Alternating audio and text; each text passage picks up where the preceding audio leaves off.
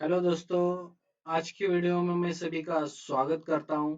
अगर आप इस चैनल पर नए हैं तो subscribe my channel and press the side bell icon. मेरा यूट्यूब का चैनल है इको शाइन। सभी लोग इसको सब्सक्राइब कीजिए, जिसकी वजह से जितने भी वीडियोस अपलोड होंगे उसकी इंफॉर्मेशन आपको मिल जाएगी। तो आज की वीडियो में हम क्या देखने वाले हैं? Importance of macro economics. Importance of macro economics. उसमें first thing is that the functioning of an economy. Macroeconomics analysis gives us an idea of the functioning of an economic system. कोई भी देश हो वो कैसे काम करता है, उसकी इकोनॉमी कैसे काम करती है, ये अगर हमको अच्छे से समझना है तो मैक्रो इकोनॉमिक्स की मदद से हम समझ सकते हैं। It help us to understand the behaviour pattern of aggregate variables large and complex economic system. तो कोई भी देश हो उसमें जो मैक्रो इकोनॉमिक वेरिएबल्स हो, नेशनल इनकम, किस पर सबसे ज्यादा नेशनल इनकम कहाँ से आता है, ये अगर हमको समझना है तो मैक्रो इकोनॉमिक्स उसमें हमको मदद करता है। उसके बाद है second feature, economic fluctuations. Macro economic help to analyze the causes of fluctuation in income, output, and employment and makes an attempt to control them or reduce their severity. तो national income में changes लाने वाले factors या उसमें fluctuation लाने वाले factors कौन है, ये भी मैक्रो इकोनॉमिक्स बताता है। और वो चेंजेस लाने वाले फैक्टर्स को हम कैसे कंट्रोल कर सकते हैं, ये भी मैक्रो इकोनॉमिक्स सजेस्ट करता है। उसके बाद है नेक्स्ट फीचर, नेशनल इनकम।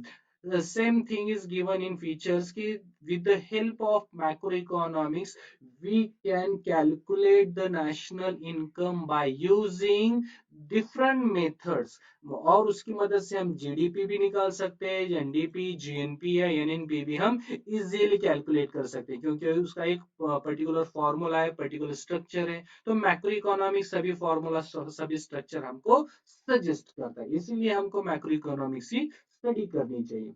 उसके बाद next feature is said to be economic development. Advanced studies in macroeconomic helps to understand the problem of developing countries such as poverty, inequalities of income and wealth, differences in the standard of living of the people।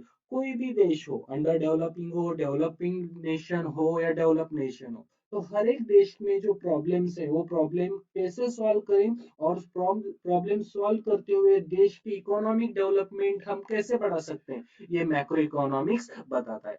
It suggest the important step to achieve economic development. देश की economic development कैसे बढ़ाएं, it can be suggested with the help of macro economics.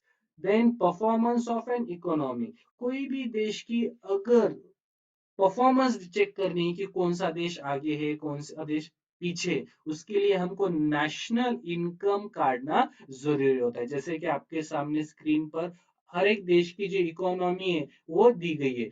India comes at a fifth place. So we are the fifth largest economy. How can we understand? With the help of national income and with the help of macroeconomics, we can calculate the national income easily.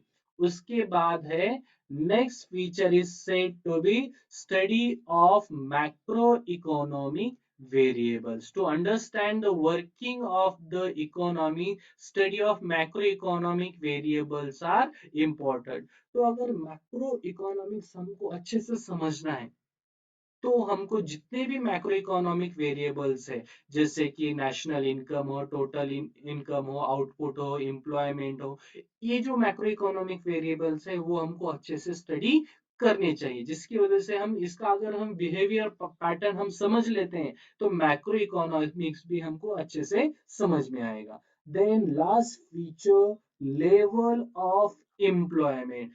Macroeconomic helps to analyze the general level of employment output in an economy।